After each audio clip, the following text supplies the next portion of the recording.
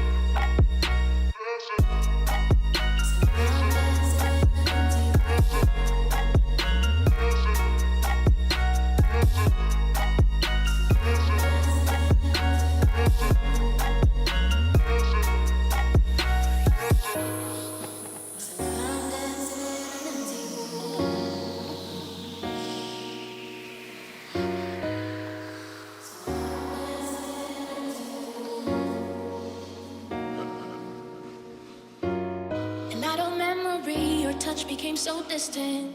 The sun will rise again. With dawn comes forgiveness. Lift the burden off my back, letting go of what we had. So now I'm dancing in an empty room.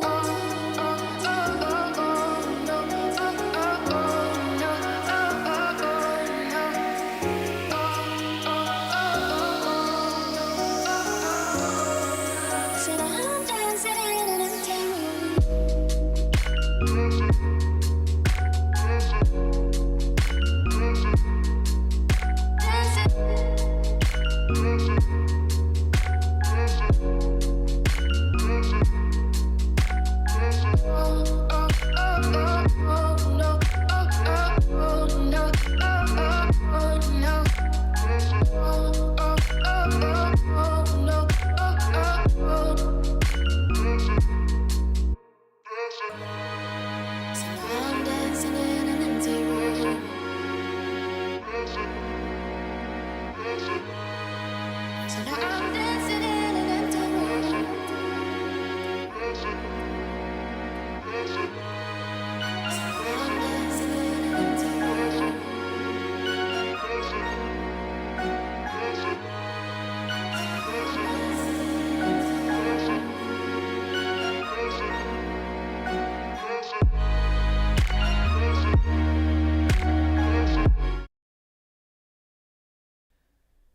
Good morning, ladies and gentlemen of the Bookit Sports community around the world. We're back with another episode of The Morning After, and guess what? We got our guy. We got our goddamn guy. I'd be lying if I told you I didn't fall asleep last night watching Justin Fields highlights. I'd be lying if I said I wasn't all the way in on the Justin Fields train. And I'm not a liar. So I did watch Justin Fields highlights all night. I am in on Justin Fields. And I'm happy we got our guy. This is going to be fun football. I think we're doing the right things. I also love the signing of Cisco. I don't know about this guy we just got from the Ravens. It seems like the Ravens couldn't be happier to get rid of him. Who? But that tells me Aaron Glenn knows something that everyone else doesn't. I saw you guys got Cisco, and I knew that he was a Mikey Overs guy just by looking at him. No, I mean, Cisco is a name that, and you look at him, belongs on, the Bash Brothers. Yeah. He just seems like a guy that just hits hard, and he looks fucking sick. He's got aura, too. Yeah, I'm all in on it. I'm all in on Cisco. Also, he's only 25, so plenty of upside. He's looked good in his first couple years in the league. But Justin Fields is the guy. It puts us in a position to be able to now re-sign Sauce Gardner, to re-sign Garrett Wilson. Obviously, you are not only putting him with his college teammate in Garrett Wilson, but also his college tight end in Jeremy Ruckert. And I just feel like I love the move. I was saying all year advocating for him on the Steelers, going 4-2 in that system with worse weapons and a comparable defense. I'm excited to see what he does with us. I didn't like, however, that he's in Dubai celebrating. Yeah, well, he was already there. Like, I get He it, was but working. we didn't have to do the whole pop and bottle shit. Like, you need to be locked Yeah. the fuck That in, was- bro. that had to This be is like- your last chance. They had to be like, I guess I was probably late there, right? They were probably out for dinner. But this is your last chance. So either lock It is, in, yeah. I mean, or we're done. yeah, Because we can't do the Justin Fields thing much longer as a league. No, I mean this is it. Like this is it. I mean, dude, I'm gonna root for the guy forever. Like I love him, but I've expressed my opinion. I don't have to express it again. He's on your team now. I'll just let you form your own opinion. Well, as a Bears on fan, him. what do you think about Justin Fields to the Jets? I mean, I'll tell you two things. He will make the most electrifying plays of all time. That will keep you hoping. It will keep you hoping. And then he'll make the easiest things look impossible, and you'll want to rip your hair out. But it is fun. Like, it's definitely a lot of fun. But he just doesn't do the easy things very well, which is annoying. But also, neither did Aaron Rodgers or Zach Wilson. So it's like, if you got a guy that can house one from 65 with his legs, it's a little more fun than a dude that can't move. Yeah, I watched Justin Fields have a 61-yard rushing Yeah. touchdown for the Bears, and I genuinely got hard. Yeah, he broke the Like, I think the he thought broke of the that single game rush happening- record in that. The thought of that happening, when I watch every Jets game and on third downs, the pocket collapses and there's a little hole and Aaron Rodgers tries to run and then tears Achilles, or Zach Wilson backs up 5 more yards and then throws a pick, or Sam Darnold just runs backwards 10 yards and eats it. The fact that we now have a guy that when the pocket is collapsing can just bounce out a little bit Oh, dude, yeah. and run for 61 yards for a touchdown Yeah. gets me erect. Yeah, I mean, dude, It gets me erect. Yeah, the one thing though that I told you yesterday, it's hilarious. Like he doesn't see the guys coming, so he has to feel them. Like once they touch him, then he'll start running. He has to feel them. They just can't. If they hit him clean, he's done. I don't know. I'll tell you what, though. I watched his Steelers highlights. He had way better awareness on the Steelers this year than he did. Well, he's at any definitely way point better on the coach. I'm Bears, sure. I'm Which is actually good. positive of that. which is good. I think we're going to be, and I'm not just saying this biasly. Obviously, this is a huge move for the Jets. It feels like we're going for the first time in 3 quarterbacks. Oh, maybe we can't have a pocket passer because we haven't built a pocket passing offense nor a pocket passing offensive line. So let's just go get a dynamic guy for the first time in forever because, dynamic quarterbacks win Super Bowls. I consider Pat Mahomes more dynamic than Aaron Rodgers, Sam Darnold, and Zach Wilson put together. So maybe the answer is a dynamic quarterback that just in case, when you need it, like when Jalen Hurts' pass game isn't working, he can run the ball. Oh, when Pat Mahomes' the pocket is collapsing, when he bounces out, oh, that's right, he can run and get a first down that's 15 yards away. Maybe the answer is a dynamic quarterback. And if there was a quarterback that I've been a fan of since he got in the league that I've said I've wanted when he was leaving the Bears, and now we got him now that he's leaving the Steelers, it was Justin Fields. Yeah, that's true. And I feel like we're built for a Justin Fields offense right now. You just have to play to his strengths like that, and you have to commit to that. Like you cannot you take shots and you run the ball. That's literally it. Like you do that, you'll win games with him. I think it just anything over the middle of the field and like making him read a defense, like turn his back to the defense and then turn around is just like play action with him is not the best unless he's throwing it 40 yards on the field. That is something that he is incredible at, though, is throwing the deep ball. He is unbelievable at throwing the deep ball. People are saying I clown Fields. I feel as though I was an advocate for Fields to be the starter all year. Like every single time there was a chance. I mean, yeah, you were clowning. You were just clowning Rap. I don't think you were like clowning Fields. You like. Well, the you guys Steelers are a fucking joke. Yeah, that's like, enjoy Aaron Rodgers and George Pickens and DK Metcalf. That's gonna get you. Yeah. But I honestly think that it's a good move for you guys, though, because I genuinely don't know if there's a quarterback in this draft class that's better. no, than Justin Fields is better than every quarterback in this draft class right now, 100%. Yeah. I also Like- think too. And if you draft a guy, then you can just sit behind him and he'll step in when he's ready. Because like even if Justin, how much did you guys guarantee him? $30 million. So even if he's not good this year, you can just cut him next year. And then if you draft the guy this year, you just play him next year. Yeah, I mean, I actually think he's going to be the answer. I see a lot of Jets fans that are going, this is a lottery signing. Either it really works or you just expect it to do what it's supposed to do, which is not work. It's a win-win kind of, just like. I think it's going to work. I think he's going to be the future quarterback of the Jets for at least 4 or 5, 6 years, just in terms of the way, just how dynamic it is. We haven't had a dynamic quarterback. And I think we are going to draft a quarterback as well. Like people are saying now in the second, third round that the Jets are probably going to end up drafting a quarterback. People are saying that that 7th pick is now going to be used to draft a weapon instead of an offensive lineman, which I don't know if I agree with that now after letting Morgan Moses go. So we kind of need to figure out that offensive line because, once again, I don't know if we should put a quarterback in a situation where the offensive line is going to get him killed every single down, which we've done with our past 3 quarterbacks. But I do love the fact that he's now playing with a college teammate. I mean, I related it to Jalen Brunson, and I don't think he is as good as Jalen Brunson was on the Mavericks in terms of making a conference final or averaging 20 points a game. But I do love the sentiment of his team didn't want to pay him. Let's pair him with a college teammate that he had massive success with, who's also unhappy in his current situation, which is Josh Hart and Jalen Brunson. And, you know, I do think it's cool that it's the New York thing, and I think we're just in a great situation. I think the reason why I love it is I feel like Justin Fields perfectly represents the city of New York, and I think he perfectly represents where the Jets are right now, which is, I really meant that tweet when I was walking yesterday.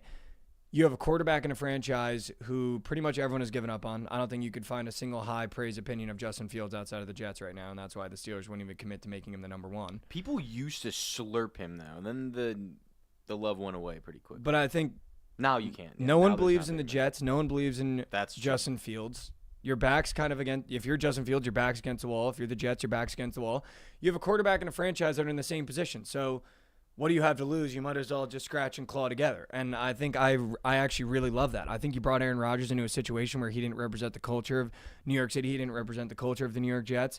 And I think you're getting a Justin Fields that is perfectly aligned with where the franchise is right now. And if it doesn't work out, it doesn't work out. I'm not going to be up here like I was with Aaron Rodgers saying we're winning a Super Bowl because I don't think that's the goal. I think the goal is just let's have a good season. Let's get a couple more wins than we had last year, and let's show that we're at least committed to fighting. Because the most embarrassing thing about last year was we weren't even trying. There was no effort on the field. There were so many times in the third, fourth quarter where the team had just given up. Yeah. So the level has been raised in terms of I love the way we're doing things now. We're getting guys out of the locker room that shouldn't be in the locker room, where the Jets way is normally just keep paying the guys because they're good on paper, and then we keep shitting down our leg on the field.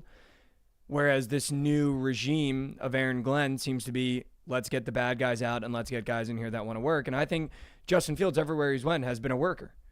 And I do think he was treated a little unfairly on the Steelers. You go 4-2 and then immediately you get swapped out for Russell Wilson. Either way, I just don't think you do that to a quarterback that's winning games. That's won more games than he's lost. So I'm looking forward to putting him in a situation where the job is yours. There's really no competition. Like Tyrod Taylor is there to help you out, and just in case the wheels really fall off. It's not really a competition between him and Tyrod. So I'm looking forward to just a revamped and hopefully a reignited Justin Fields that's kind of in the same position as the Jets. You both really have no other option than to go forward because the way backwards is blocked. Like no one really believes, no one really has much hope. And I think he's in the same position as the franchise, and I kind of like that. You're gonna love him. I do like that. You're gonna love him as a person. He's a great dude, and he'll never talk shit about anyone, which is good. But the other thing I like too, Josh, is you haven't heard, and this is the first time in a long time, other than fucking Sauce Gardner tweeting and like someone just take his goddamn phone because he's dumb as rocks, and I don't care what he has to say about anything that the franchise is doing. But you hear nothing about what's going on the inside, and it's very refreshing. Yeah, you went with him. There hasn't, but I'm just saying the way that Aaron Glenn has built this team now and the guys that he's getting, you haven't heard a single thing about what people think about him behind closed doors, what scouts are saying behind closed doors, where the Jets are drafting behind closed doors, what they're trying to do with their pick behind closed doors. Like, this is the first time, and I'm not even kidding, it feels like a decade where you know nothing that's going on behind closed doors until it's announced by someone like Schefter, which feels really refreshing. Obviously, there was reports that the Jets were in the lead to talk to Justin Fields, but you're not hearing that people on the interior are upset about Justin Fields. You're not seeing every player and their mother tweet shit. Like, all you see is Garrett Wilson put it on his Instagram story, and of course, Sauce Gardner, because he's incapable of keeping his mouth shut, tweet about that he wants to be a Jet forever and that Justin Fields is cool. So, I mean, I just love the way it just feels like we're turning a new leaf as an organization and really becoming an organization, because this past offseason, this past season was, I mean, I don't think it gets more of a joke than what the Jets were, which was 14-year-olds calling draft picks, owners berating players, 14-year-olds walking around the locker room, like just complete shambles. So I think Aaron Glenn really came in here, and I think he brought that Lions culture with him, which I'm really looking forward to because the Jets really haven't had a culture in forever. I mean, Robert Saleh, when you look back on it, the guy was a fucking pussy, dude. I don't think he ever challenged anyone in that locker room to be any greater than they already were. And we had zero semblance of a culture, and it feels as though in this Aaron Glenn era, we are. Even guys like Cisco, who haven't really shown that they're that great, I like that he's taking shots on guys like Cisco. I like that he's taking a shot on this cornerback. I think Stevenson is his name, from Baltimore, where Ravens fans are rejoicing, because that tells me Aaron Glenn sees something in him. And I feel like we're getting a lot of guys where the narrative is going to be your back's against the wall. Yeah, just so you know, your fucking fan base just tweeted videos how happy they are that you're gone. So what are you going to do now that you're here? You know what I mean? And I kind of like that. It feels like he's bringing that Lions culture with him, and we haven't had a culture. So you need that defense to be what they're supposed to be. You need it. Yeah. The pressure's all on them. No, 100%. It's all on them. 100% it's on them. It's all on them up. I can't believe you called him Sauce, by the way. He's just such a fucking loser. I just can't even stand him. Like, it just drives me crazy. I just wish someone would take his phone. Yeah. Dude, like, I'm sorry. Just because you had one good rookie year doesn't mean I want to know what you're thinking at all times. I really don't. I'm not even kidding. I genuinely don't care at all what Sauce Gardner is thinking throughout any point in the day. He's the only person to have a better rookie year than sophomore and junior year and increasingly become more obnoxious. It's insane. I've never seen anything like it. And now he's trying to be a Jet forever. Yeah, because no one else is going to pay your dumb ass. But I will say this, though. I've been asking for a dynamic, fun quarterback. This is the epitome of who I was asking for in Justin Fields. When I said I wanted someone fun, it was always going to be Justin Fields. I'm happy we got Justin Fields. I'm really looking forward to the Fields experience. I love the position we're in. I love his attitude. I love that we just got our guy. That we didn't play around, fool around, see what the temperature was, then draft a guy, then try to get a guy. I like that Aaron Glenn went, we're taking a shot on Justin Fields for 2 years. We might draft a quarterback this year. We might draft a quarterback next year. But this is our guy this year. And it feels good going into the year knowing that our guy is going to be ready and in the facility earlier than a rookie is. Yeah. So I'm definitely excited for the Fields experience. I'm not going to sit up here and be a crazy Jets fan and say this is the Super Bowl caliber team. This is a Super Bowl. We're back. I am just going to say I am excited for this next year. This is the first quarterback in a long time that we've got and I've genuinely wanted. Whereas it just felt like Aaron Rodgers would have been cool because he's at that level, and then you watch him play and you go, oh, wait, that's actually a 42-year-old. I don't know why he's our quarterback. So I'm really excited for it. I'm really looking forward to it. I like what we're doing. I like what we're building. I love the signing of Cisco. I love the signing of Justin Fields. And it feels like we're just getting started. So that's a Justin Fields report. Yeah. But dude, he's sick. Like, he's sick. Fucking sick, dude. I was even watching Ohio State highlights, dude. That throw to Olave. He is sick. That throw to Olave is literally just, like, burned into my brain. He is against sick, Clemson. dude. He's literally sick. Like, I'm trying to temper my excitement, but I'm fucking amped for Justin Fields. He'll make that throw to Olave a 65-yard fucking dot, like literally 65 yards in the air, and then there'll be a quick screen pass. And you just can't get the ball out. It's like, dude, what the fuck are you doing? Well, I think it's good, too, because, one, we have a guy that he has chemistry with. People are now saying we're going to try to trade for Olave, but I think that's just people being, like, way too over the top of putting him around his guys. But I think Breece Hall is also the perfect running back for Justin Fields. He's an unbelievable pass catcher. And, by the way, if he's not getting you yards, you just give it to Braylon Allen. It doesn't even matter who your running backs are. Like, he puts so much pressure on defenses with his legs. Like, Khalil Herbert, when Justin Fields is on the Bears, led the league in yards per carry, I think. Just because Justin Fields makes it so hard on defense. And imagine getting a loosened leash on Breece Hall, where it's 100%. It's going to be so much easier. I mean, you guys, I will bet that your run game is top 2 in the league next year. Like, that's just how it works when he's on the team. Because you don't really throw the ball that much. He'll throw the ball 20 times a game, and you're just going to be pounding the ball. That's why it's going to be on your defense, because you're probably going to put up 20 points a game. But that'd be the first time we put up 20 points a game. No, I know, yeah. Forever. But it's going to be, but it's like a gross 20. It's like a disgusting 20 points. It'll be a lot of field goals. But, I mean, yeah, it's top 2. Reed thought that was funny. The rushing game. Bears, when he was in the Bears, they were 1 in the league. When it was him and Montgomery, they were the number 1 rushing team in the league. But, our offense wasn't good, but we were the number 1 rushing team in the league. No, I just think we are in a great position right now. This guy says it's a passing league, man. There's no wonder Saquon Barkley and the Eagles are somehow in the Super Bowl, though, right? It's a passing league. Just fucking relied on feet all year long. But sure. No, I mean, Jets fans out there, as a Jets fan, this is just an exciting signing. I think he brings a lot more to our offense than we've had at the quarterback position for the past 10 years. So I'm looking forward to it. I think it's a good, fresh restart. No one that was a problem from last year is coming back, which I think is good. And is the first time that the Jets have ever committed to doing that and going, okay, we had problems and no one's coming back from it and we're restarting. So I'm excited. I'm looking forward to it. It seems like the team is amped for it. I mean, Garrett putting it on his story, players being excited on social media. It's good to see that people wanted Justin Fields. I'm excited for him to feel wanted again. Mm-hmm. I think that's what I'm excited for. I'm excited for him to feel wanted again, and I hope Jets fans make him feel wanted and know that we have given up on the franchise, not him. Yeah. We've given up on Johnson, not him. And he's walking into a situation where doing the bare minimum, you could become a cult hero. Yeah. Like just doing the bare minimum, you're a cult hero. Yeah. You guys need – everyone's talking about how you guys need to get him another receiver. You guys do not need another receiver. You need Tyler Warren. That dude with Justin Fields will be disgusting. Well, they're saying him and Jeremy Ruckert are going to be unbelievable together because he fucking ate with him at Ohio State. But yeah, I don't think Ruckert's good enough to be that guy in the NFL. Tyler Warren, definitely that guy. And when Justin Fields was in the Bears, he would feed Cole Kmet. Cole Kmet was our best player on offense. I think you either go get him another weapon in the draft or you just draft the trenches and commit to running the ball. I'm down with either one. Well, I think that's why either one I'm down. I think that's why you get Tyler Warren because he's incredible at blocking and also a good receiver. So, I mean,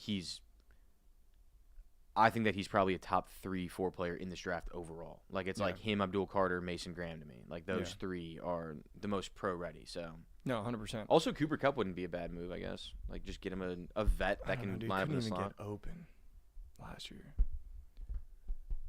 I mean, yeah, he was hurt, though. Cooper Kupp seems like a signing where in the offseason you go, man, by week 4 you're confused why he's even out there anymore. Yeah, I mean, I think it was like kind of like Keenan Allen for us last year. It's like you get him and you know he's on the tail end of his career. He's just going to get you. He's more of just like a leader in the locker room as opposed to like a player on the field. You know what I mean? Like getting like young guys, I guess, adapted to the NFL, which I feel like what Keenan Allen kind of was there for last year with Caleb and Rome.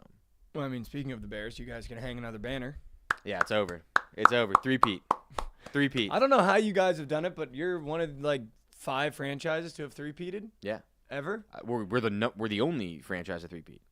Well, I'm saying, you got like. Oh yeah, the Red Sox and the Bulls. Did the Red Sox even do it? The Bulls, yeah. I don't even know if the Red Sox now did the it. Bears have three-peated in winning the offseason. They have. Offseason champs. They have. Offseason champs. This offseason feels different though. This feels like one where like we're actually making a step towards like a winning franchise. Like this is the first time in my life where the Bears have like sold out and they just go get everybody that they need. Like Grady Jarrett, we needed D tackle so bad.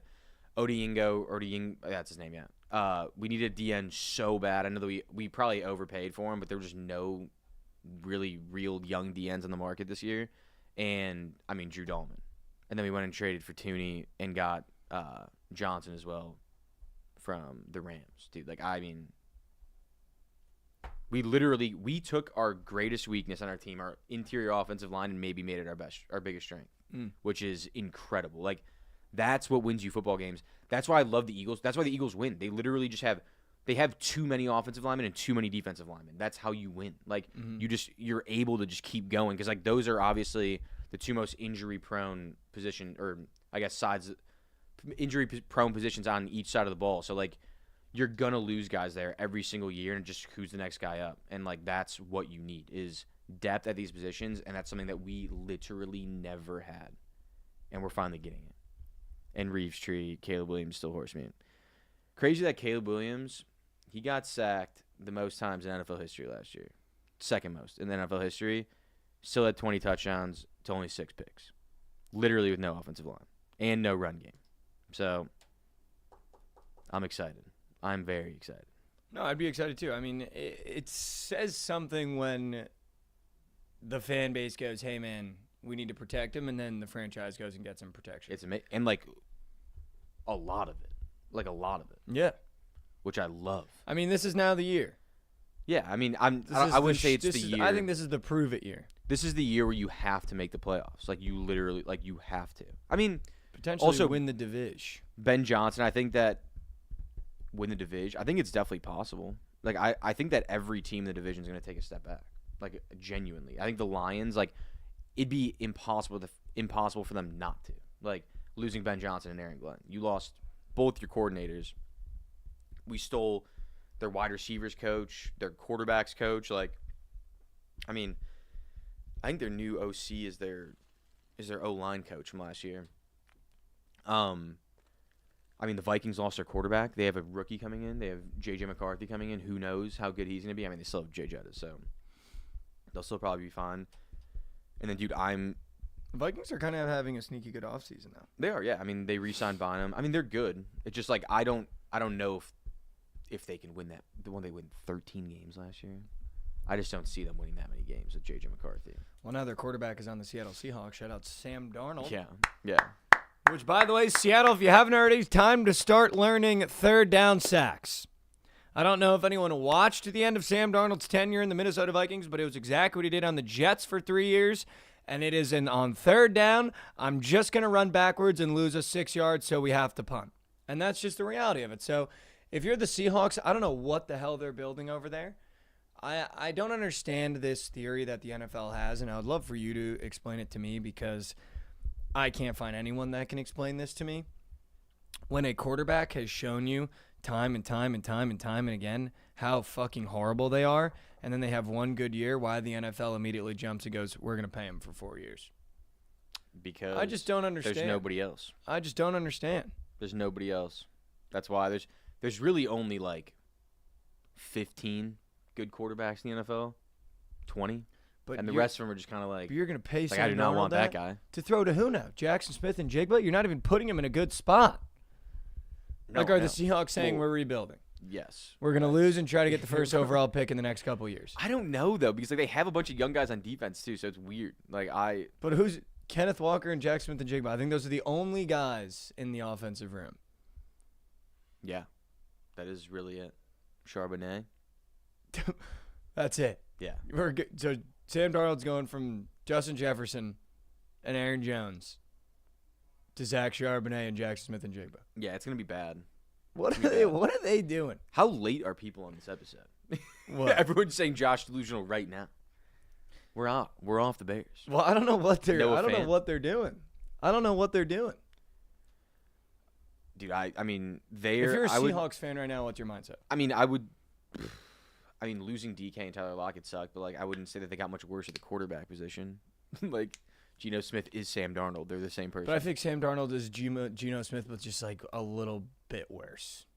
I don't know. I don't know about that though. In terms of they're both going to take a third down sack when you don't want. Yeah, them to. I mean they're both very they're below average quarterbacks in the NFL. Like it's a lateral move. I feel like for them, but they definitely have to be.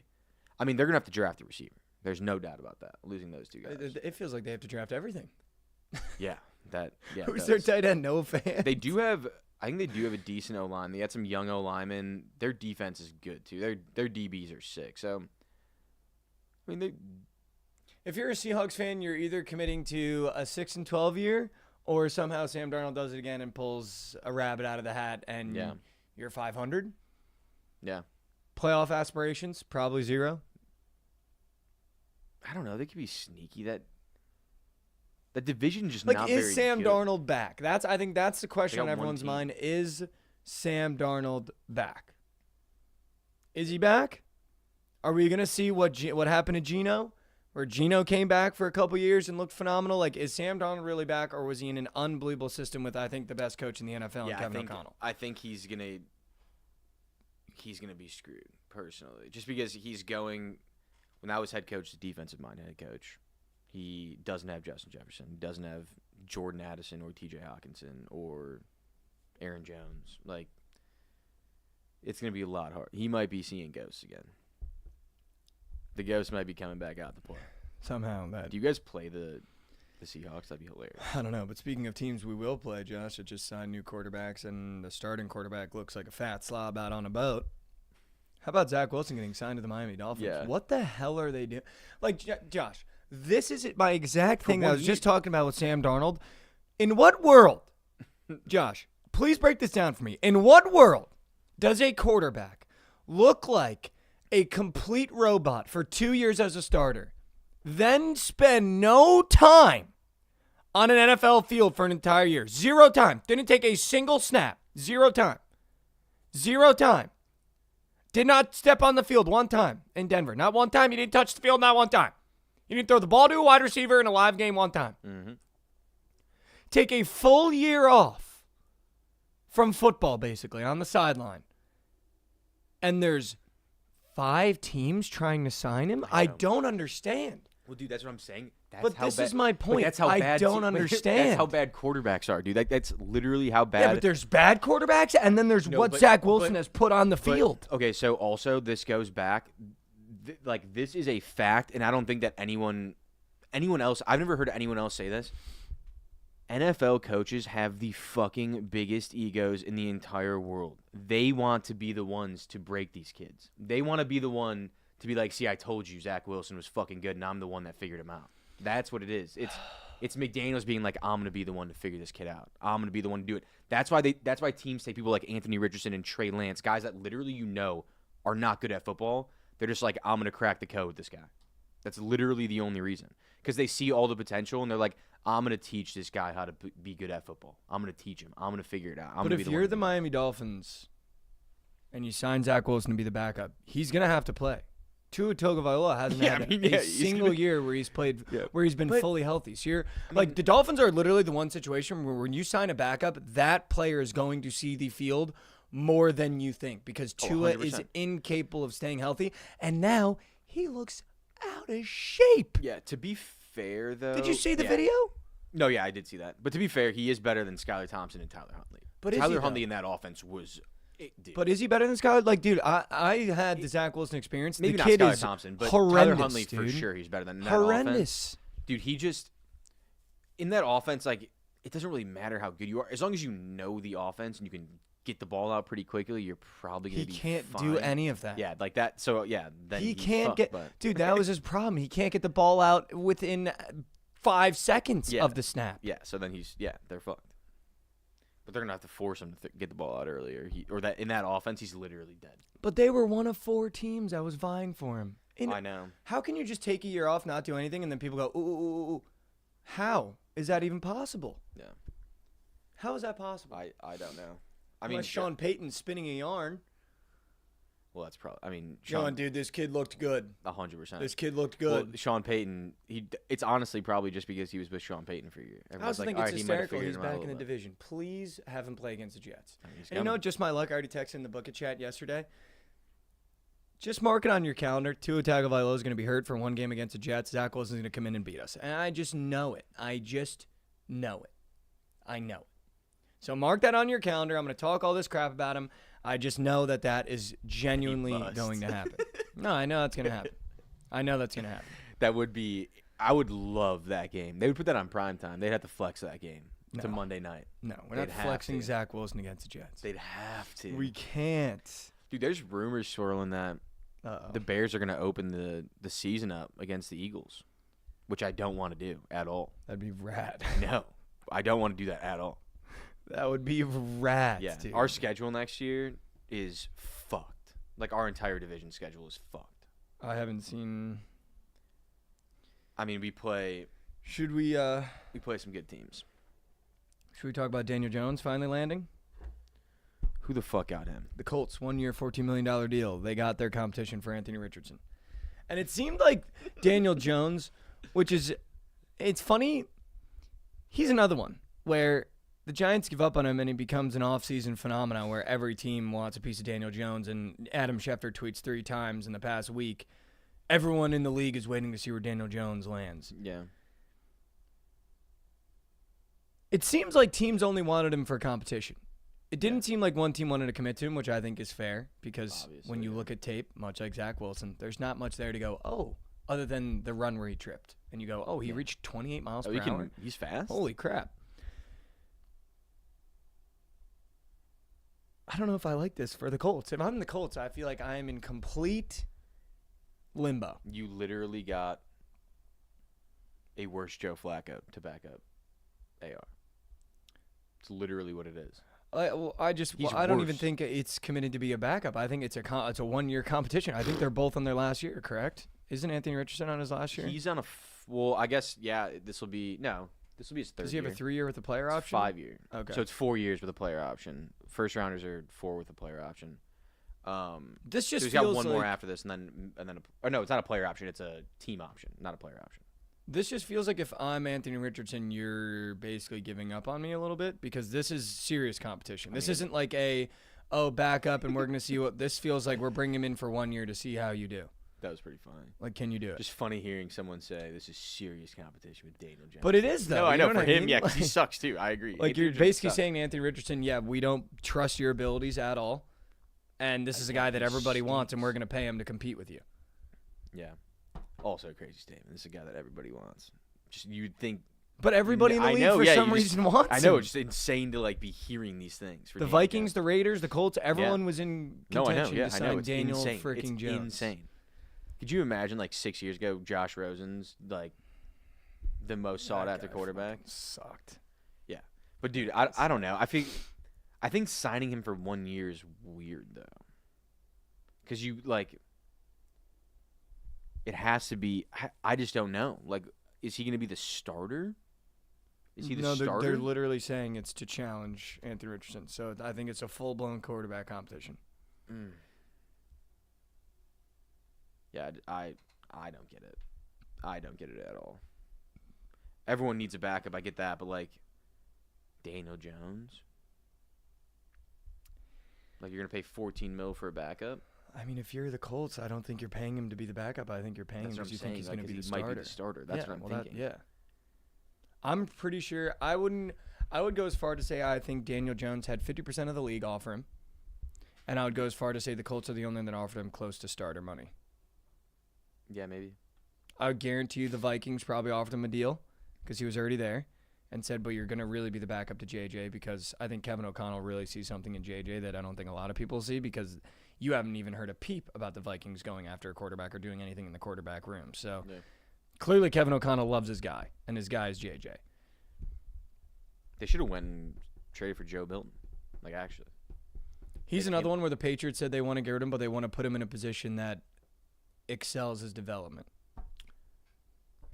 Which I just hate. That means they want a third-round pick. They want something more than what they gave up for him. Well, I think they also are trying to be the good guys. Man, we just want to find him a situation that's good. That's what they fucking were saying with Jimmy Garoppolo and Jacoby Brissett, and they swindled teams with them. Literally swindled teams. Yeah, and speaking of putting guys in better positions, a team that I know is going to try to come after Joe Milton because they can never seem to screw their head on straight. How about the Browns just being like, yeah, we'll trade for Kenny Pickett. Did you see Jerry Jeudy yesterday too? All of them. Before that though, he was saying I would tell our GM if he called me that we need a quarterback. Myles Garrett said it too. An hour later, Kenny Pickett. But what are you doing getting rid of assets for Kenny Pickett? You don't need to trade for a guy like Kenny Pickett. Also, what does it tell you that the Eagles just fucking gave him up for nothing? Well, he's when not he was worth anything. That's what The I'm saying, football threw him. He was the backup quarterback on the Super Bowl team, so it's you might as well just keep him if you're the Eagles. You know what I mean? There's they didn't really get anything for him. You know what I mean? Now they just got Tanner McKee backing him up. That's literally just saying Tanner McKee's just as good as Kenny Pickett. But the football threw him. Yeah, that was crazy. Well, no, they got DTR. So relax. DTR is a backup. He's goated. He's now on a Super Bowl caliber team learning behind Jalen Hurts. His career's not over yet. They got DTR. I'm not ready to throw the towel in on DTR. I'm getting close, but I'm not there yet. I mean, it's good for him. He'll learn more than Massage Watson. But I'll tell you what, dude. What is Massage Watson doing? Yeah, what is his bit? Because everyone's acting like he tore it again. Remember? Yeah. He rehabbed and tore it again and then went to Hawaii with his girlfriend. Yeah, I forgot about that. If I'm a Browns fan, dude, I'm getting very close to hanging it up. I don't know how they haven't already. The second you get a I'm Kenny Pickett getting trade, so the close. second you trade for Kenny Pickett and not just sign him as a backup, the season's over, org's over, call it that. Yeah, what are you doing giving up pieces for Kenny Pickett? You just paid Myles Garrett the most money of all time, $40 million, and you go and get Kenny Pickett for him. It's a fucking joke. It's an actual joke. They should just let fucking Myles Garrett walk or trade him for at least something, then get Abdul Carter. Like, it literally makes no sense. You're paying Myles Garrett $40 million for the next 4 years, whatever, 3-4 years, for literally nothing. You're not gonna win a game. You might win 4 games a year, max. I'll tell you what though, that Browns jersey that has all the last names of quarterbacks on it Yeah. now, Pickett at the bottom is gonna be the funniest. It will be. Like It will there's be. names like Manziel on there. Pickett is gonna be the funniest. Yeah. Because you get to look back and go, they traded shit for him. They traded shit for him. Yeah. They traded actual assets for Kenny Pickett in 2025. Yeah. The football threw him. Yeah. Like, are we forgetting that? The football literally picked him off the ground. It literally picked him off the ground. So what do you think their situation is? I mean, you have to assume that they think Deshaun Watson is still somewhat of an option. Because what are they doing? I don't know. I literally have no idea. I have no idea what that team is doing. They are the worst organization in football. They're right back. People thought that they fixed themselves by getting Massage Watson. They are right back. Dude, a team competing with them right now, to me at least in the offseason The window, is the Cowboys. Texans. And the Cowboys. I think the Texans are doing some serious Yeah, getting rid of competition of being the worst org in the NFL.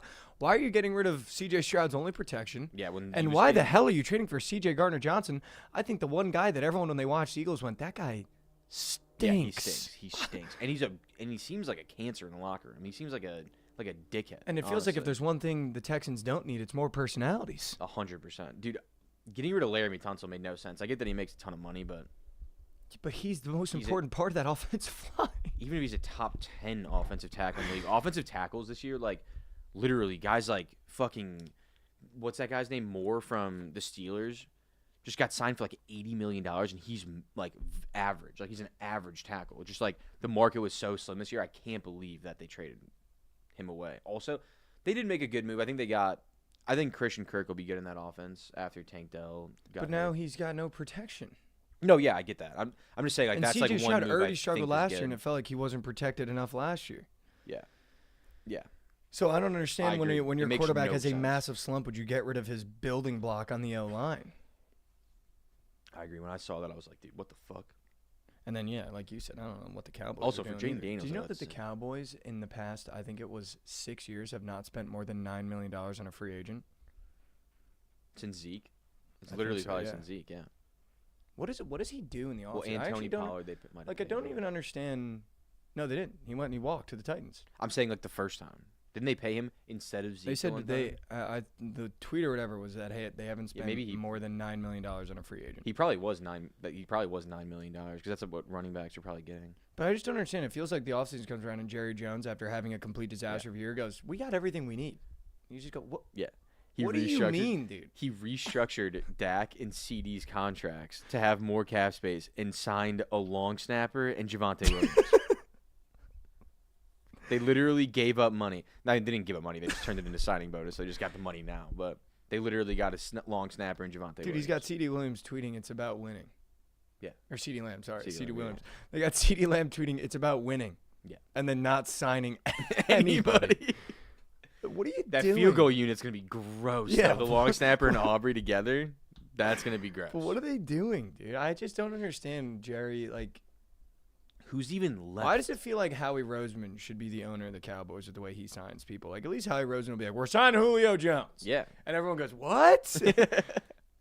Yeah, the Eagles would go get guys to as additions to the team. It's like, oh, we're gonna go get Julio Jones, and if he's bad, it's whatever. You know what I mean? Like, But we at already least it's got a guys. name that people go, exactly. "Whoa." It's like we already got guys.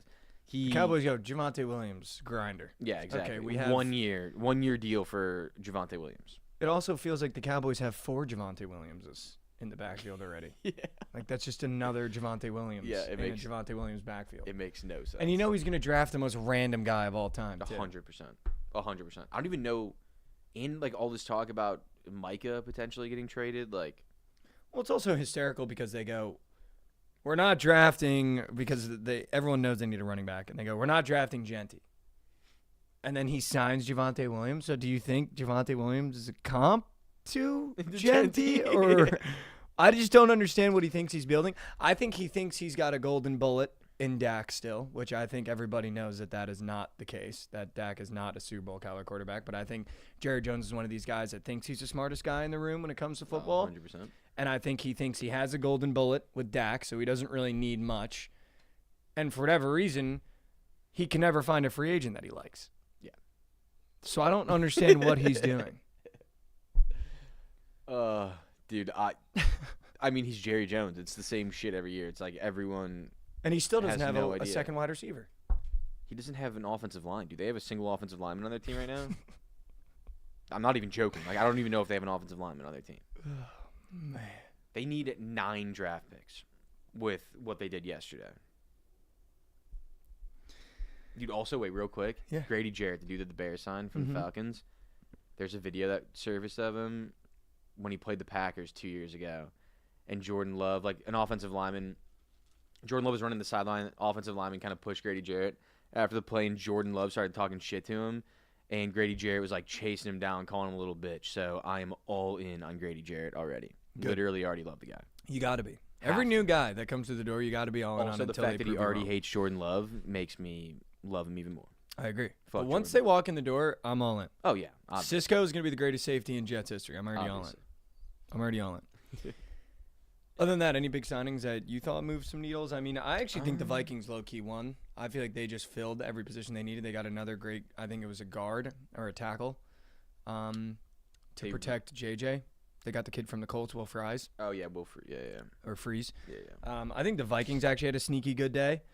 I think the Patriots had a sneaky good day as Patriots well. also had a very sneaky I good think day. Spillane is one of the most underrated linebackers in the league. Yep. That dude flies to the ball, and he just makes plays.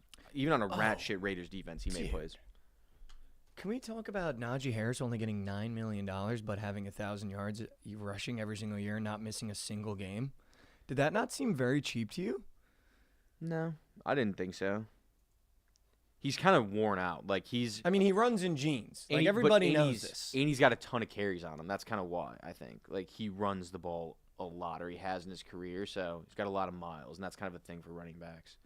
But yeah, I feel like the running back market is around there. Like if you're an average, above average running back, you're getting that. I just didn't think he was going to be a one-year deal guy. I thought he was going to be. Yeah, I thought he was 3, going to get 4. a couple. I thought he would Dude, he get hasn't a couple missed a at least, game yeah. in 4 years, and he's had 1,000 yards rushing every single year. Yeah. Given when you cut the tape on, you go, I mean, he's running in jeans. Like, That you've is never very seen true. Najee Harris hit a hole fast. That is very It's true. just as like well. if he can bring the first guy with him another 2 yards, he's Yeah. going to get 5. Yeah. How funny is it, though, that the Giants could have signed Saquon for $36 million a year, and instead a year later signed Slayton for 34? Like, have you ever seen a franchise just time and time and again just publicly embarrass themselves more than the Giants? They are so fucking stupid. Like I'm not even joking. It is like Every It's time, mind-boggling. Josh, every time a Giants post comes across my feed, this is all I hear. Yeah, that's literally what it is. If I'm a Giants fan, I'm close to giving up because you just paid Darius Slayton $2 million less than you could have paid Saquon Barkley, who just won a Super Bowl. Who's the best running back? He's the best player in the league last year. Best player in the league or Darius Slayton? Who would you rather have? Imagine those two being in Actually, conversations. Imagine. You don't even have to say the player's name. Just say best player in league or average wide receiver. Who would you rather have? No. Doesn't Best even player in matter. the league or Darius Slayton. It's insane. What are you doing? What are you doing? What are they like? There are a couple teams where we can look at them and go, what are they actually building? I have no Like idea. genuinely, what are the Giants building? Literally, no idea. And by the way, who's thrown to Darius Slayton? Do we know? Drew Lock. Yeah, who are they drafting It's to throw to literally Drew Darius Lock right Slayton? now. Yeah. And imagine you're now in that quarterback class in this draft room, and you see that the Giants have a pick, and they're probably going to want to draft a quarterback. And you go, you're telling me one of my returning weapons for 3 years of my 4-year rookie contract is going to be Darius Slayton? And, oh, by the way, Josh, they did re-sign Tommy DeVito, so Okay. keep in mind. That's good. Keep in mind.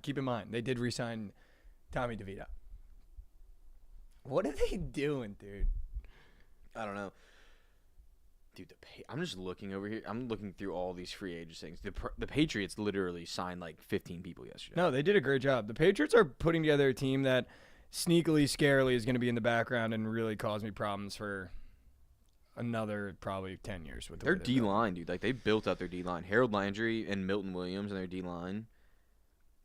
And they got MVP Josh Dobbs. And first-time chatter with one of the more obscene first-time chats I've ever seen in my entire life. Talking about combo massages. All right. Other than that, let's talk about the game that's on 11 really quick, and then we'll go back to talking about what happened yesterday in college basketball and what happened in the NFL. But let's talk about these early games really, really quick, Josh, because I know people are asking for them, and I know people want the plays. Need it. We have one early game. Cincinnati's playing Oklahoma State. I did, in fact, take, and I want to put my hand up here, Josh. I know we've retired him, we've rehired him, we've retired him, we've rehired him. If there's one thing we know about Oklahoma State, Josh, it is that they cannot handle the guard position. And unfortunately, we're just going to have to go out on our shield, and I'm going to take Jizzle James points today. Oh, my. I know. It's really high. It's up to 17.5, and that's for a reason. Okay. Oklahoma State cannot guard guards is the problem. So I'm going to take Jizzle James points. I did pair it with something really, really early this morning. I'll tell you guys what the pair was on Prize Picks. I did, in fact, pair Jizzle James with Ishmael Leggett on Pitt against Notre Dame. His chart is just weird, so I'm pairing him with a guy against a team that just can't cover guards. I would just feel scared taking Cincinnati minus 6.5. That feels like a lot of points for a Cincinnati team that is not that dominant. Mm-hmm. And maybe this is big game jizz, and I'm in on big game jizz. This does feel like a game where maybe Vegas tells you to take Cincinnati because they should never be 6.5-point favorites to literally anybody. But I'm not going to go as far as to say that this Oklahoma State team is a walkover.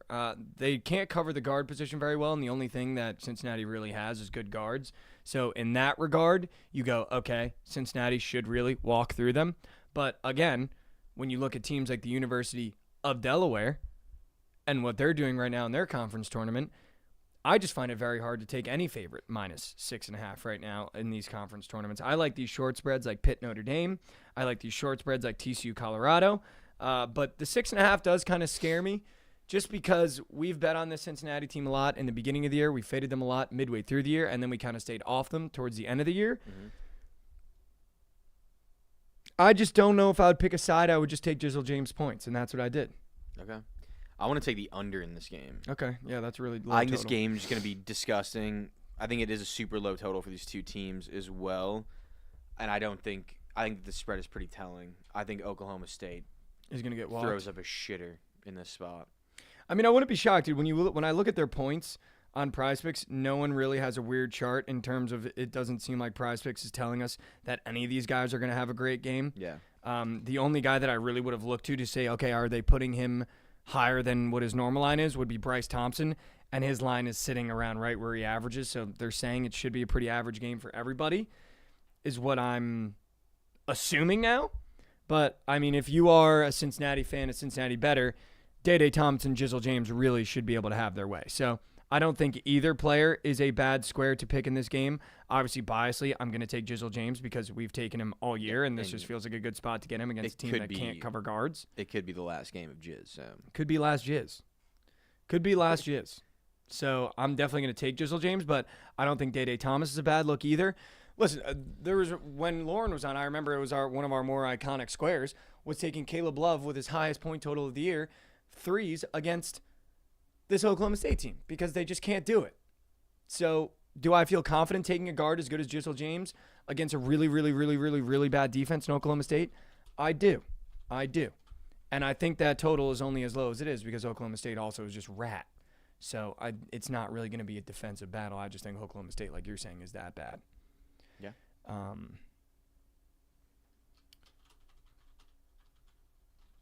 Sorry, I'm just tweeting. Our last chance to take big game jizz. We have to. So, yeah, the only thing I'm taking in this game is Jizzle James points. I'm not going to touch the spread. I'm not going to touch the total. Josh likes the undie. That is your 11. Is it 11 a.m. or 11:30? 11:30. That is your 11:30 a.m. pick from the boys on TMA. I'll be on Jizzle James points. You can pair it with whatever you'd like. I paired it with Leggett on Pitt because I think that game's going to be weird as well, and we're going to talk about that once we get to Slate Surfers. Josh, back to, do you have any other plays in that game you like or no? No. Back to... I did really quickly actually want to look at Day Thomas threes. Okay. Oh, yeah, he's up for Demon 2.5, dude. Like, I don't think you can go wrong with either of these guys, dude. Yeah, dude, they got Jizzle up for 2.5 Demon threes. Like, those two are going to go ballistic today. If there was a play I don't mind, though, maybe Bryce Thompson Demon 3 if you're really trying to bet an Oklahoma State guy. But nah, I wouldn't even do that. That's gross. All right, back to what happened yesterday. Is there any more football you want to talk about before we talk about college basketball? Just one other team. Yeah. Just want to go through real quick. The Jacksonville Jaguars. They signed 1, 2, 3, 4, 5, 6, 7, 8, 9 players yesterday. And I don't know if I've heard of more than 3 of them. And I don't think a single one of them is even average. I will go one step further than you. I don't know if I saw a notification for a single one. Patrick McCarry. Nope. Jordan Lewis. Yes. The DB. I know him. Eric Murray. Nope. Safety. I think he's from the Texans. Nope. Robert Hainsey. Nope. De'Ami Brown. Know Yep. him. Why the fuck are they saying De'Ami Brown? Nick Mullins. I've heard of him. Vikings? Shit. Backup quarterback. Yeah. Johnny Munt. Oh, Tight end. yes. I know Johnny Munt. Where'd he come from? I don't know where Munt. Yes, we did. He was in one of the Munt. games. I'm pretty sure Trent was like botting on him or something like that. Munt has something with us. Hunter Long. Another tight end. Okay. And Chuma Edoga. Yeah, they're doing something over there. Yeah, they're doing something. They got 9 guys, and literally I don't think a single one of them moves needle. Yeah, that's weird. They went and got De'Ami Brown literally just swindled $10 million from an organization off like 3 games last year. Yeah, what is the bit with that? He was good last year. But what is the bit He with was also in like one of the best. He was in like a top 2-3 offense in the league last year. Yeah, what was I don't the think bit it was with that? him that was really that good. Why do the Jags think they need him? I have no fucking idea, dude. Literally no idea. Well, I guess you're just pairing him with Brian Thomas, and you're not going to throw him the ball. That is very true. Like maybe he's open on one go route a game. Yeah. Also, De'Ami Brown. Like, why is De'Ami Brown signing for 1 year anywhere? He could have definitely gotten multi-year somewhere. I feel like. Well, so what's their situation with Trevor Lawrence? Is he healthy, or I know he's working back something? I think he's healthy. I think he'll be back starting. Okay. I think Nick Mullins. Well, he's definitely not the solution. No. Yeah, no. But Do you know Nick Mullins? I think there's like a stat. I remember like when he was a backup for the 49ers, and I'm pretty sure like in his first 16 games that he started in, so like it was like over like 2-3 seasons, he started in 16 games, he would have like broken or been near the all-time record for most passing yards as like a rookie season, like if he played all those in 1 year. wow. It was like 4,000 some yards. It was actually insane. Wow. Yeah. It was like before Mahomes maybe even. Just because I can't help myself, I'm just gonna send you something really quick. If you could just pull it up for the chat, that would be literally awesome. On Twitter? Yeah, I'm gonna send it to you in 2 seconds.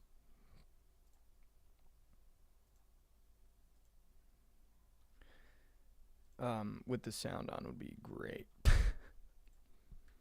That'd be phenomenal if you put that on with the sound on for the people in chat. I feel like we went too long without talking about it. It's been too long. I feel like we just went a little bit too long without talking about this. So let's just bring it back in and bring us back together as a group here, and then we'll move on. Guys, we're going to reel it back in for Yeah, if just a we quick went too long sec. without mentioning it. And if it was time well spent, just don't let me fall asleep. Feeling empty again, 'cause I fear I might break. I fear I can't take it. Tonight I'll lie awake. Feeling empty, I can't focus. I fear I might break. I fear I can't take it. Tonight I'll lie awake. Feeling empty, I can't. Last home game at Soldier Field. Dude, it's time to scratch and claw. I'm not even trying to glaze. I'm not trying to, but dude, I'm just like, obviously we've talked about it a lot. This is gonna get a little bit not even emotional, but this might come off a little gay. That's what I'm about to say. Like, I've obviously done this whole mental journey thing, and I just feel like if there's ever a quarterback that I can really get behind and that I feel like really aligns with just like everything that I've been working on and that I want to like root for and that I feel like I can get in the corner of, it's Justin Fields. Like, I feel like takes a lot, and I feel like he falls in that Jalen Hurts level mindset. It takes a lot when everyone just continuously gives up on you. Yeah. And I feel like I just want him to be the guy so bad. And I want to support him and be with him. And I just like, I'm ready and I'm in. And I'm in. I'm Sure. ready and I'm in. Sure. I'm ready. I'm ready and I'm in. You want to see something fun? Everyone's saying comparing to Hurts. I'm not comparing to Hurts. I'm just saying Hurts got given up time and time and time and time and again.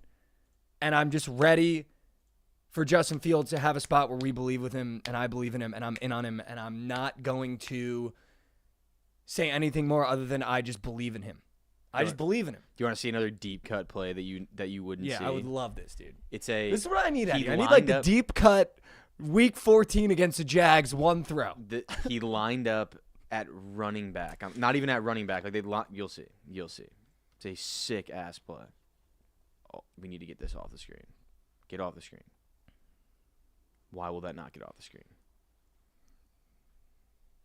Just look at the speed.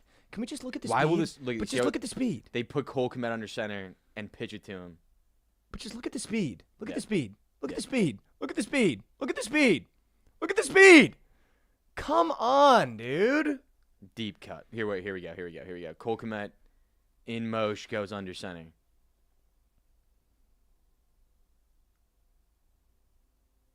Such a sick. Look at the speed. Look at the speed. Look at the speed. Look at the speed. Look at the speed. Look at the speed. Look at the speed. Look at the speed. Look at the speed. And then put your head down. Yeah. Yeah. This is all I need, dude. Yeah. This is all The I need. one thing that he is so sick at is third and long. He'll never get it with his arm, but he will get teams to play man coverage. They turn their backs, and he's just gone. Good. That's all I want, Gone. dude. Play a little press man and then watch fucking Justin Fields take off for 60 yards. Yeah, That's but all I want. sometimes he'll eat the sack, but sometimes he'll get 25, and it's like, holy shit, how do you just do that? I did see someone talked about. Someone said, now the Jets are preparing to up the ante and draft Jalen Milroe. That quarterback room would be too much fun. That would be too much fun. I don't think we're allowed to have that much fun. I'll be honest. Wow. I mean, can we just really quickly chew? Bonk. I don't think I've seen Chew chat all day. Kels comes in and says one thing. Immediately, Kels, what's up? Fucking bonk, Chew. Jesus. Bonk. On a Tuesday morning. Yeah, it's a little early for that, too. Tuesday morning. No, but I mean, here's the thing about it. Josh, here's the thing about it. I don't think we're going to win a Super Bowl. I don't think we're going to be a contending team, but I believe for the first time in a long time. I believe for the first time in a long time. And I'll be honest, I'll come up here and I will say that this past year, I've been a liar. I never truly believed in the Aaron Rodgers experience. I lied. I never truly believed we were going to win a Super Bowl with Aaron Rodgers. I never truly believed that he was going to be the MVP that he was the year before, and when he came back from the injury, I lied. I was a genuine liar because right now, I can admit that because I feel like I know what it feels like now to believe. And I never felt like this with Aaron Rodgers. Like, I just, for the first time since I was little with Mark Sanchez, I feel like I believe in a guy. Wow. I never really believed in Sam Darnold because when you watch his USC highlights, what did he do time and time and again? Turn the fucking ball over. I never really believed in Zach Wilson because time and time and again, when you watch him against BYU, he was literally playing against Montana State. And he never looked that great against good teams. Yeah. I believe in Justin Fields. And I think I can actually say that and admit that. It's like when you fall in love with a girl and you go, wow, I wasn't really in love before because this is what love feels like, right? I was a liar before because I thought I believed. But after yesterday, taking it in, sleeping, waking up this morning, I can truly say that I believe. Believe. And I think that's good. all I want to say. There's just that I believe. Good. And I feel like I've gotten up here say the Jets are going to go undefeated. We're not going to go undefeated. No. We're not going to go undefeated. We might not make the playoffs, but I believe in Justin Fields, and I believe in what we're building for the first time in a long, long, long time. Good. I'm That's happy it. for you. I'm going to be rooting for you this year. That's it. It was hard for me to root for you last year. I'm not going to lie, but this year it'll be a lot easier. That's it.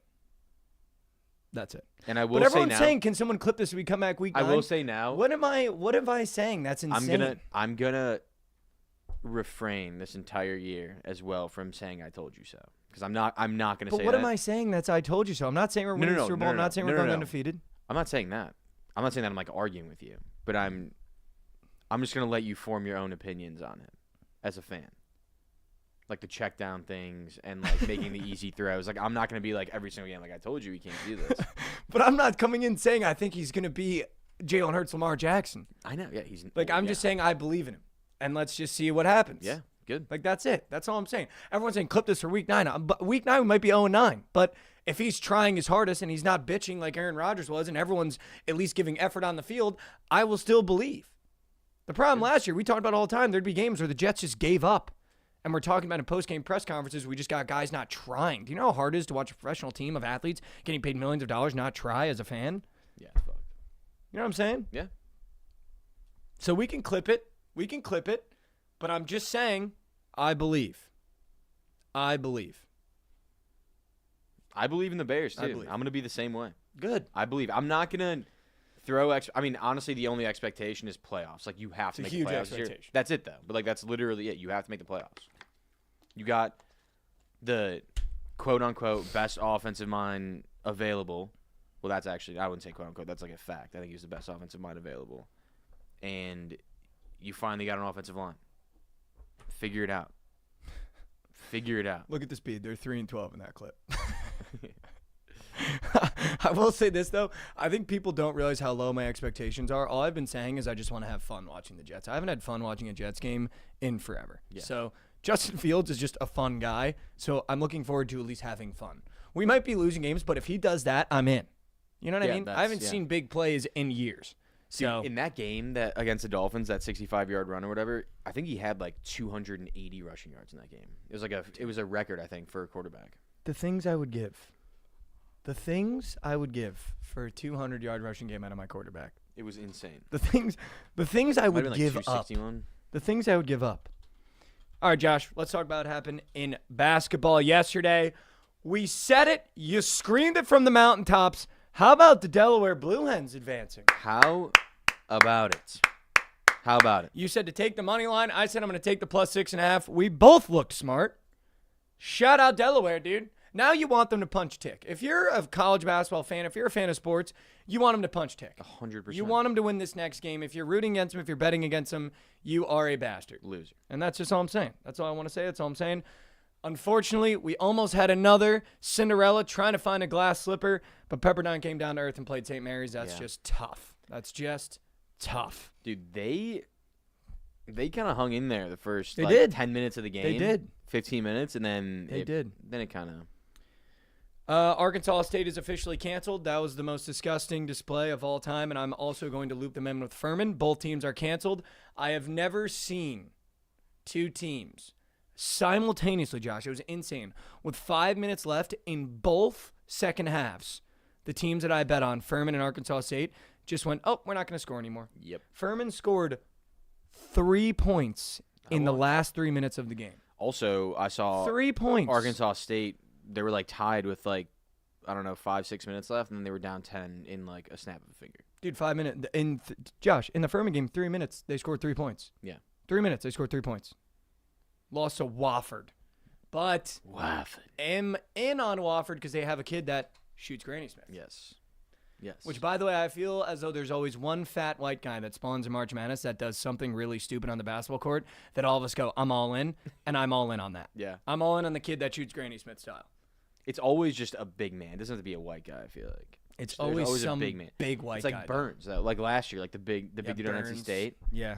Just a fat guy. You just There's need just a a fat fat guy, yeah. guy That's all it is, yeah. in March Madness that does something funny, and you just got to be all in. Like, Yeah. you have to be. Yeah. You have to be. Other than robbed that, us. shout They out the robbed Montana us. State Wagon. They banged out Idaho State. The state of Montana is starting to grow on me, dude. The state of Montana is starting to grow on me. They have my Montana wagon. They have our Montana State wagon. If they play each other, we're going to have a difficult conversation here. Because we're going to have to take the over automatically because I'm going to want both teams to score. But it was always going to be the Montana wagon because I just love my Grizzlies. I love my Grizzlies. UNC Wilmington knocked off Charleston. We knew that was happening. Unfortunately, they did not cover because that minus 4.5 is just the worst number of all time. Idaho knocks off Portland State. Said that was going to happen. And then, Josh, how about our team total hooking over? Let's go. How about it? How about it? And once again, Josh, all you had to do was take Gonzaga minus 145, and they're already in the championship.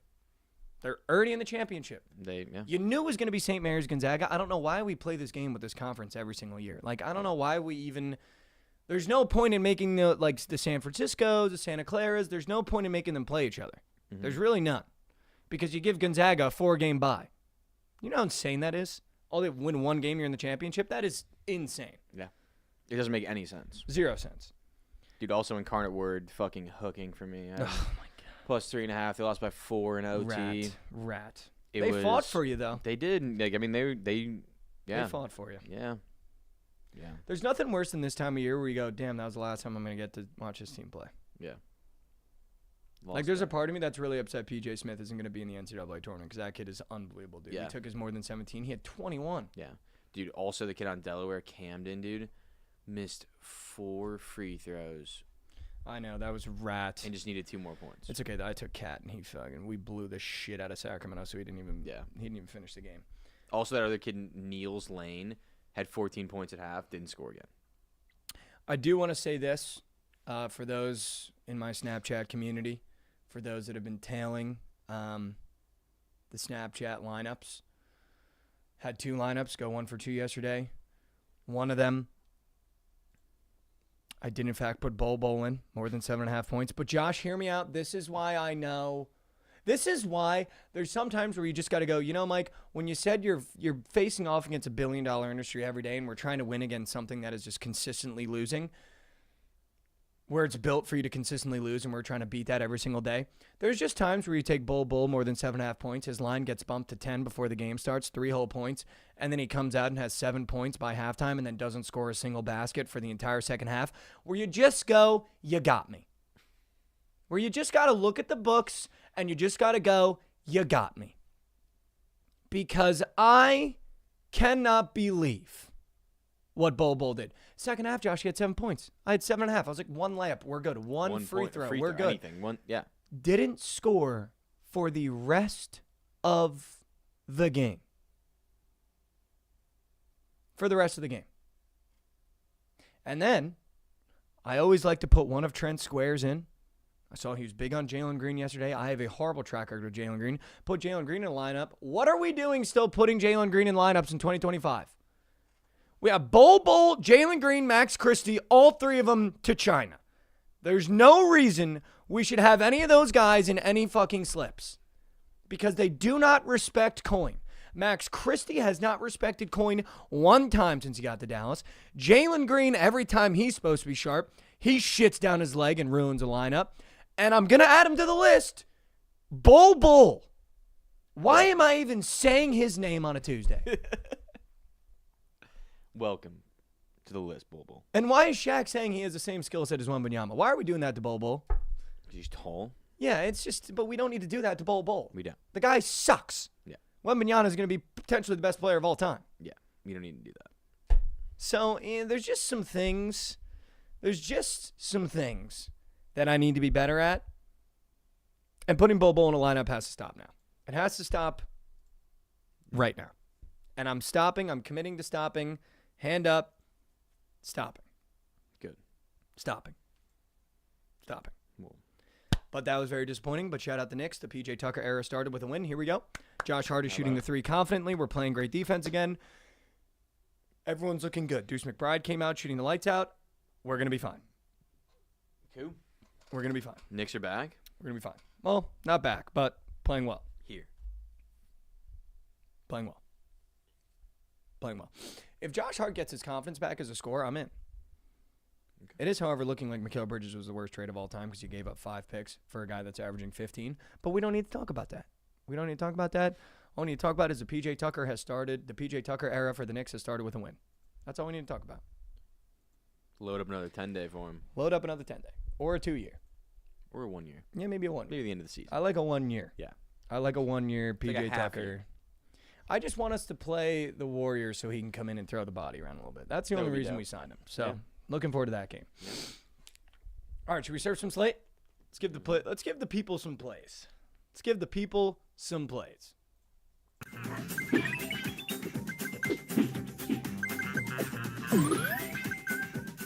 Welcome back to Slate Servers, the part of the show we give you all the plays and parlays nice and early in the day.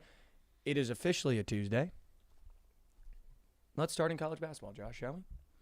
We shall. Other than taking Jizzle Jane points in the Cincinnati game, you will be taking the under, correct? For those that are tailing the Joshy systems. Yep. I'm not going to bet on Alabama A&M Grambling. I don't know anything about the SWAC. I'm not going to pretend to know about the SWAC. I don't have a play for you. Nor will I.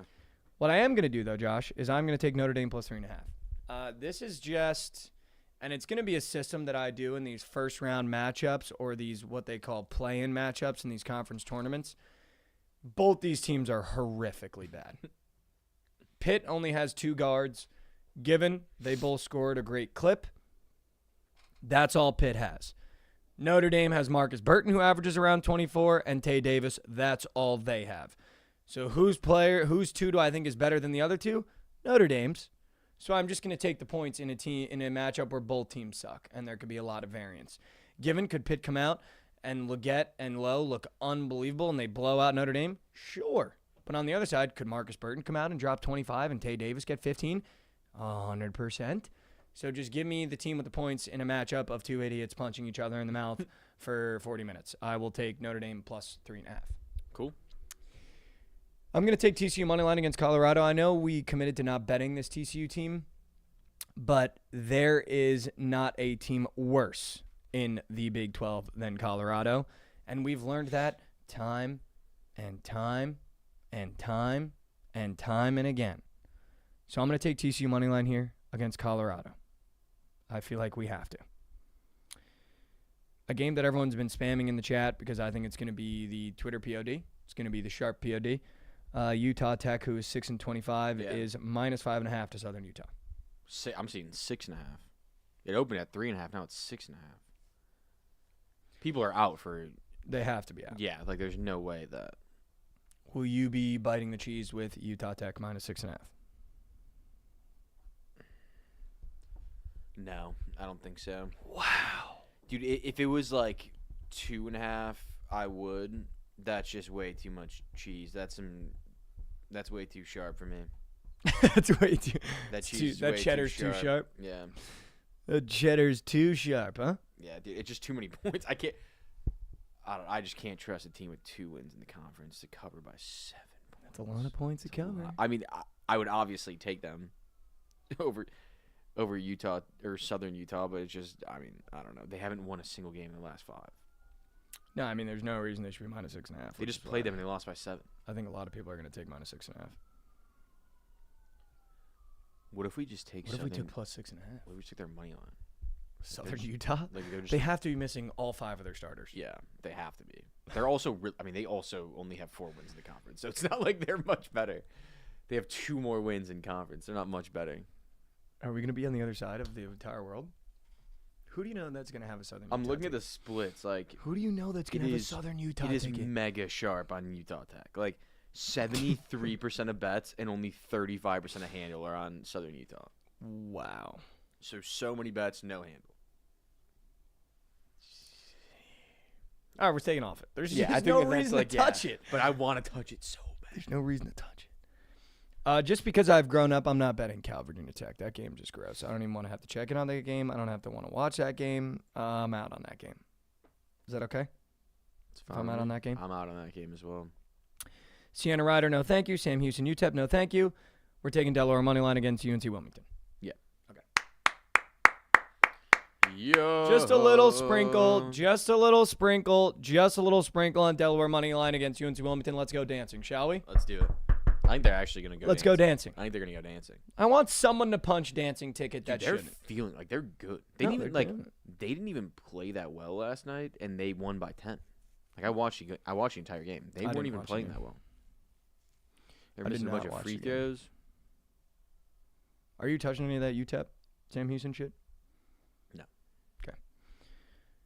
I'm not taking McNeese minus 6.5. I don't bet big spreads, and that's the same reason why I'm not going to be taking Central Connecticut State minus 10.5. Josh. The Barbasol Horizon League Championship. Robert Morris is minus 3.5. Youngstown State is plus 3.5. The Barbasol Horizon League Championship. What if I told you I wanted to take this over? And it's It at does 136 scream and a Dude, I half. will say though. So remember when I said that the Youngstown State And I kind of want over to take the other Youngstown day? State plus 3.5. I like them, but do you remember the other day when I was like, the Youngstown State over just screams? I'm pretty sure they scored like 100 points in that game total. So do what you want with that information. The last game soared under, so I don't hate it. Like soared under. If I told you that Youngstown State has a GOAT for me from back in the day, if people remember last year or the year before when I would always bet on Sacred Heart, Mm-hmm. it is because they had a young man named Nico Gillette. Okay. And he's on Youngstown State this year. Okay. And I feel like I have to ride them in the final, plus 3.5. Okay. I like They also them. have Cam Woods. He's gross. I like them. I just don't know about the over. It's so low. So low. 130. Maybe we just take a shot. 70-70. That's all we need. Yeah, less than that. Yeah, literally. 68, 68. 68, 68. We're No, actually no. fucking Then right you there. then you get hooked. But Wait, 69, all right, 69, 68. 68. 69, 68. We're there, dude. We're The game's there. gonna end 68, 68 in the final. Both teams make March. Yeah, yeah. Done. Josh, I'm going to take Kansas State minus 5.5 here against Arizona State. I have them going far in this conference tournament just because they've been our wagon. And you know if they win this game, they're going to get points next game, and that is a system play. I also just think they're way better than Arizona State. Yeah, I love don't that. really think I love Arizona State them. is going to be in this game. I think Kansas State minus 5.5 is a good shot for us right here. I kind of like Arizona State team total under. I don't even know what it is, but I See, want to that take could that. be your move right But there. I want to take that. That could be your move right there. Yep. System play, I have to do it. I love it. People are going to think I'm going to say something else, but it's not. I'm taking Florida State here against Syracuse. Wow. But I am going to take J.J. Starling points. He hasn't hit in 5 of the last 5. Make no mistake, it has been at 17.5 in those last 5. It's not like it's been moved up or down, so you're basically just taking a shot on a guy who hasn't done it in 5 games. But I think J.J. Starling does have a good game here against Florida State. But people remember this year, Florida State's kind of been a wagon against the spread for us whenever we've taken our shots on them. I like Florida State minus 2.5 here against Syracuse. Syracuse just can't put 2 halves together. And I'm just hoping that the first half is their better half because you always get one good half out of Syracuse. But I will be on J.J. Starling points today. I need to find a pair for it. But I do like Florida State here minus 2.5 or Florida State money line for a parlay. Okay. Next game that I want to talk about, Josh, because I already have it at minus 145, is Gonzaga money line because I took them to win the conference tournament at minus 145. So all I need them to do is beat St. Mary's here. So I'm on Gonzaga. I mean, yeah. It could just be Florida State Gonzaga 2-piece money line parlay. See you later. That 2-2. could be. I like Gonzaga too. I think they win. I think this is going to be the perfect win for Gonzaga because it's going to have my big brain have everything come together and go, now they could go on a little run in March. Yeah, maybe. And I think they're a sneaky, sneaky, sneaky team that no one's talking about. They are sneaky. I think my favorite play of the day might be my wagon, Central Connecticut. Dude, minus 10.5? Yeah. Furman sold Yeah. my POD yesterday, so I need to come up with a new POD today. That's good. I think that they beat the living shit out of St. Francis. It's a massive spread for a final game. And yeah, dude, I think the Central Connecticut team could low-key win a game in March. I'm not going to lie. They're good. Yeah, you've Like, been they're talking actually about this good. from the mountaintops. They're actually good. I think that's going to be my PID. I think I'm going to do it. Wow. I think I'm going to do it. I have to stay with the wagons. I'm going to take Montana State plus 5.5 here for sure against Northern Colorado. That's just a lot of points for a matchup like this, especially if Montana State is feeling themselves after absolutely dismantling Idaho State last game. Are you going to touch this Nichols-Lamar game? I kind of want to take Lamar just to say fuck Nichols. But Okay. I don't know. I feel like they might win. I'm not going to touch that game, I don't think. Okay. Last 2 plays of the day, I think you knew it was coming from me. I'm taking UCF plus 2.5 against Utah. And then POD, Josh, I'm going to do it to him. The Montana Grizz minus 6.5. I mean, obviously, we knew that. Let's just get to the final.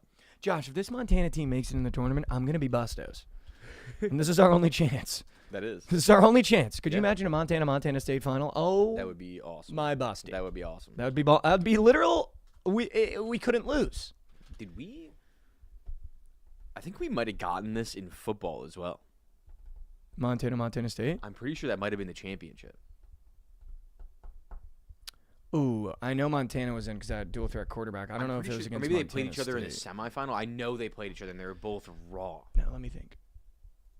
They It were was both definitely sick. Montana State. I don't think it was against Montana though. I think it was, dude. Are you sure? Maybe it was in the semis, but I remember them playing each other. Maybe they were.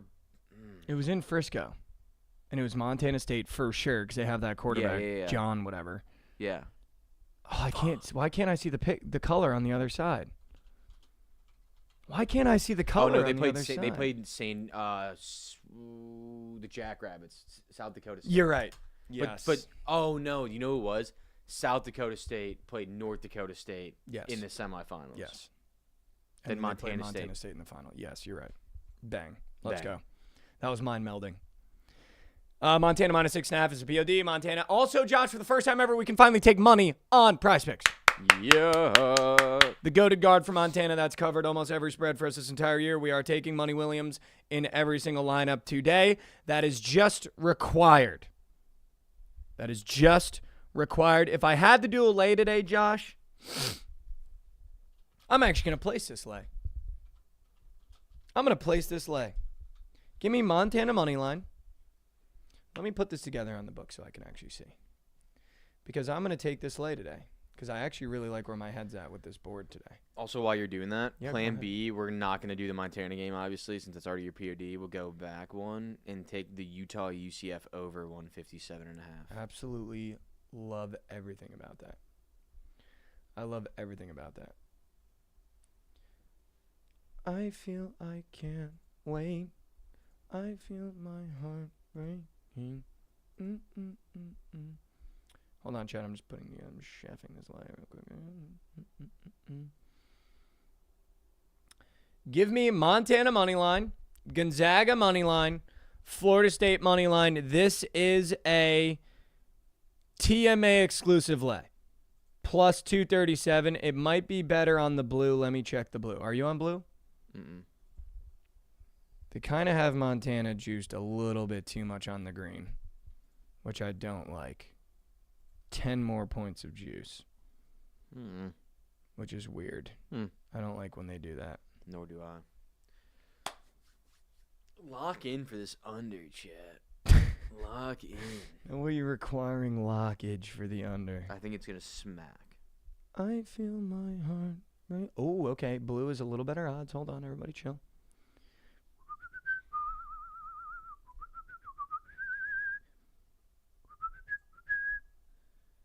Teammate exclusive lay. Hold on.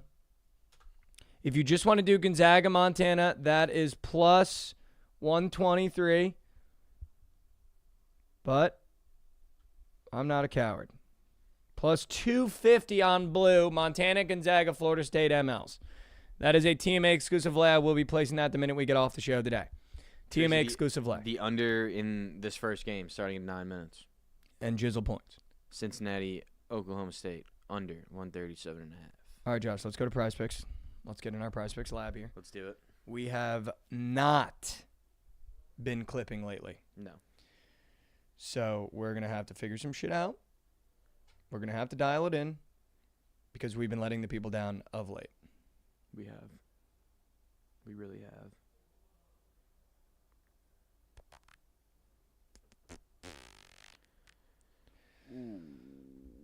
I am going to check the NBA board.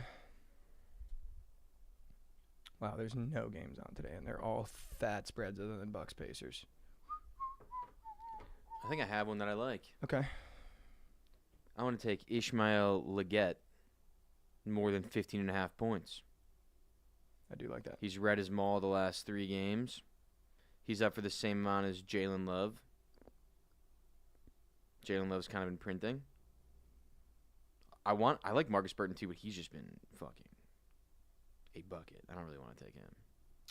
Trey Davis, low key on Notre Dame too. What do you think about that? I do like Tay. I like Tay. Not Trey. Sorry, Tay. No, I like Tay. What do you think about him? I like that. Or do we say You pick, because I feel like, dude, if we would have just picked fucking Neal yesterday, we would have hit. So you pick Tay or Ishmael.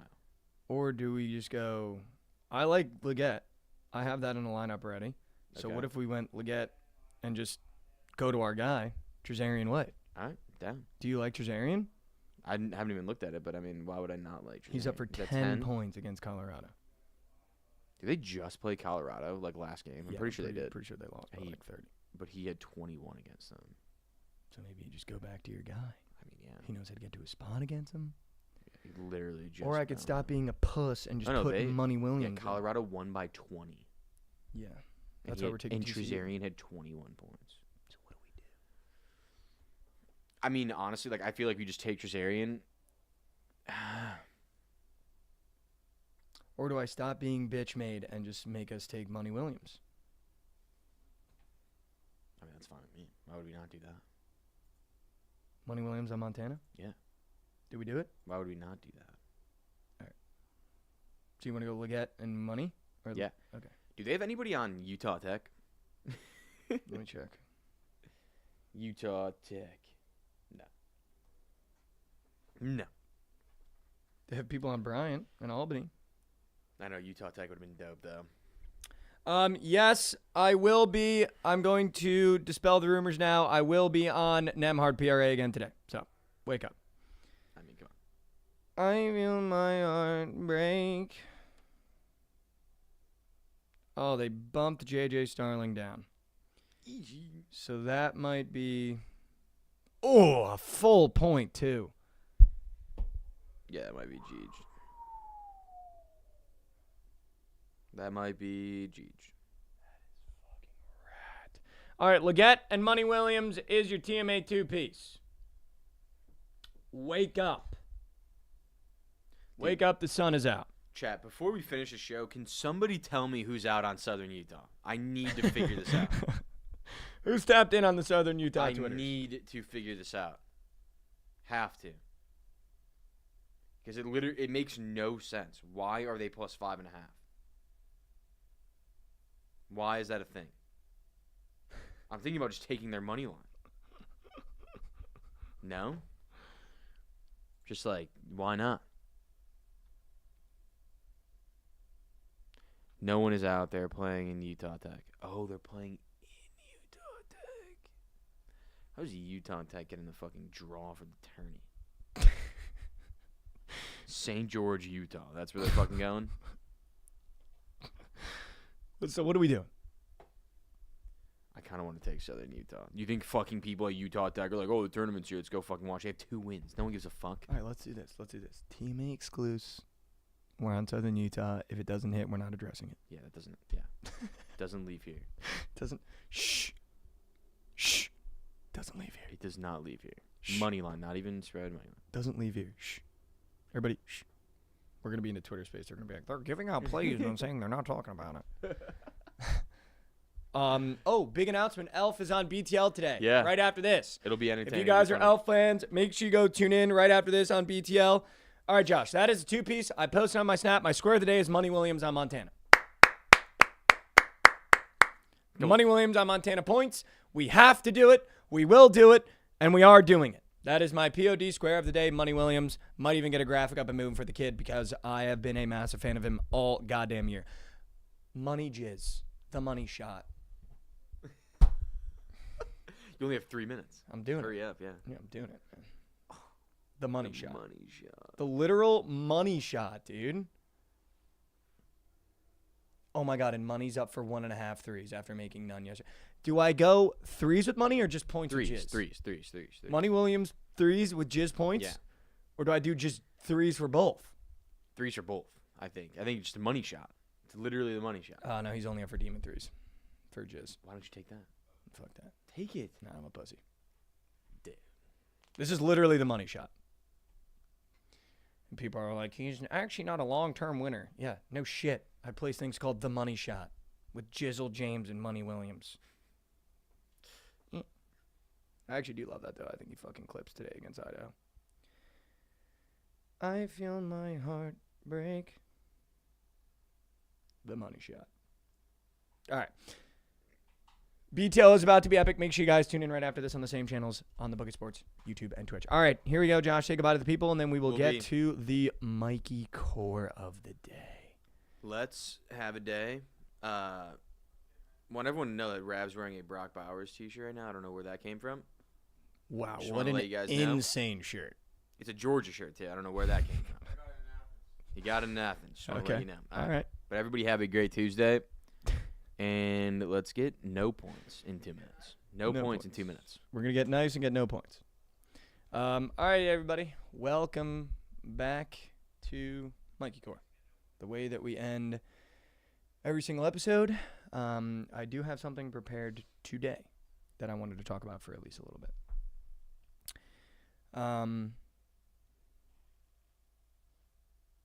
I saw this on social media yesterday, and I think it's just a great way to start the week. It's a great way to think about things. I get a lot of DMs now since we've started doing the Mikey Core segment, just about what people are struggling with. I think a lot of people are using my DMs now as kind of a way to talk about the things that they're going through, and I think that's great. And I try to respond to all of them. If I haven't responded to yours, I apologize. I'm very bad at my DMs. But I saw this one yesterday, and I think it's a great way to. I'm being better at framing things in my mind. I think too many times I just take things as face value without framing them and trying to understand them from a different perspective. And I think this is just a phenomenal way to frame the potential struggle you're going through, to frame when bad things happen. And it goes like this: the greatest achievement comes after one's largest failure. Because once you're at the bottom of the barrel, and you feel like everyone's given up on you, or you feel like you're giving up on yourself, and you hit rock bottom, comes your greatest achievement. And the greatest achievement isn't when you think it is. It's that when you're at rock bottom, your greatest achievement follows because it's you getting up and keeping going. It's not a massive victory. It's not a massive win. It doesn't mean when you hit rock bottom, you're going to hit this massive lottery.